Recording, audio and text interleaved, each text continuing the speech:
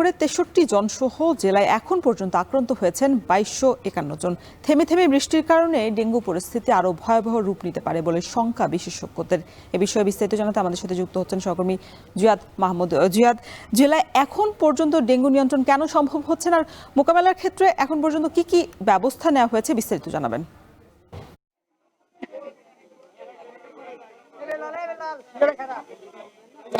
এখানে ডেঙ্গু মোকাবেলায় সব ধরনের ব্যবস্থাই নেওয়া হয়েছে, তবে একটি বিষয় বছরের শুরুতে যখন বিশেষজ্ঞরা সতর্ক করেছিল যে প্রাক বর্ষা মৌসুমে উপকূলীয় জেলা বরগুনায় ডেঙ্গুর প্রকোপ বাড়তে পারে, তারপরে যে ঢিলেঢালা কার্যক্রম আমরা দেখলাম যে ঈদের ছুটির পর এখানকার যারা প্রশাসন রয়েছে, পৌর কর্তৃপক্ষ রয়েছে, তারা কিন্তু বেশ জোরালো ভাবে পদক্ষেপ নিয়েছে ডেঙ্গু মোকাবেলায়।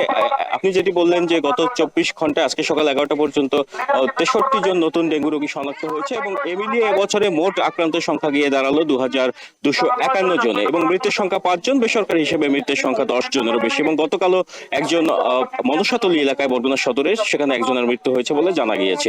তো এখন এখানে আমরা দেখেছি যে এখানে মশক নিধনের যে কার্যক্রম সেটি কিন্তু শুরু হয়েছে। বিভিন্ন স্বেচ্ছাসেবী সংগঠনের কর্মীরা, পৌর প্রশাসন, তারা কিন্তু বেশ জোরালো ভাবে আজকে থেকে শুরু করেছেন। এর আগে টানা ৫ দিনের বৃষ্টিপাতের ফলে যে মশক নিধন কার্যক্রম সেটি কিন্তু বন্ধ ছিল, কেননা বৃষ্টির ফলে মশক নিধন যে ঔষধ ছিটানো সেটি সম্ভব হয়নি। তবে পরিচ্ছন্নতা কার্যক্রম চলমান ছিল। পরিচ্ছন্নতা কর্মীরা এখানে যারা রয়েছেন তারা কিন্তু কয়েকদিন ধরেই পরিষ্কার পরিচ্ছন্নতা অভিযান অব্যাহত রেখেছেন এবং এক কথা বলা চলে টানা কয়েকদিনের তাদের পরিশ্রমে বরগুনা শহরের অনেক নালা নর্দমা থেকে শুরু করে হাসপাতাল এরিয়ার যে বর্জ্য সেগুলো কিন্তু অপসারণ করা সম্ভব হয়েছে।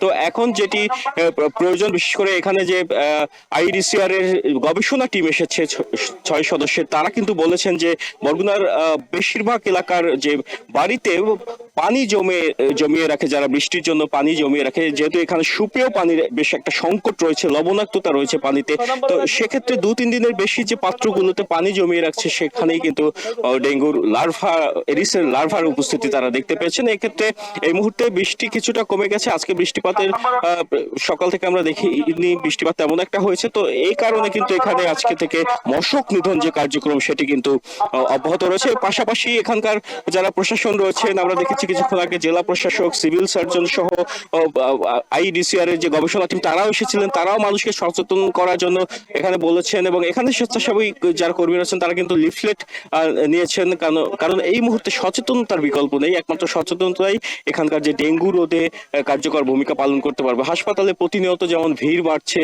তেমনি কিন্তু রোগীর সাথে স্বজনদের যে উপস্থিতি, আমি আগেও বলেছি যে একজন রোগীর সাথে ৩-৪ জন করে স্বজন আসে, সেটি কিন্তু ডেঙ্গুর ঝুঁকি, একই সাথে করোনার ঝুঁকিও বাড়িয়ে দেওয়ার একটা সংখ্যা করছেন এখানকার চিকিৎসকরা। এবং এখানে এখন ওয়ার্ড অনুযায়ী ভাগ করে দেওয়া হয়েছে এখানকার কার্যবিধি। যারা স্বেচ্ছাসেবী রয়েছে তাদেরকে বিভিন্ন ওয়ার্ডে পাঠানো হবে, একই সাথে তাদের সাথে পৌরসভার যে পরিচ্ছন্নতা কর্মী রয়েছে তাদেরকেও পাঠানো হবে। আলাদা আলাদা ভাগ ভাগ করে প্রত্যেকটি ওয়ার্ডে যাতে পরিচ্ছন্নতা কার্যক্রম পাশাপাশি মশক নিধনের জন্য ঔষধ স্প্রে, ঔষধ ছিটানো যায়, আর সেই ব্যবস্থা কিন্তু পৌর প্রশাসন, জেলা প্রশাসন তারা করে দিয়েছেন।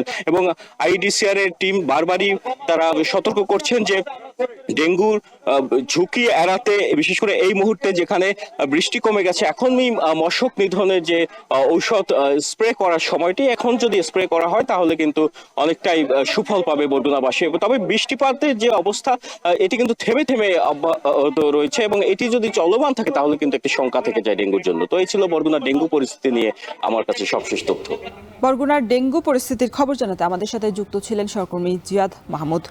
দেখছেন এখন জনপথে।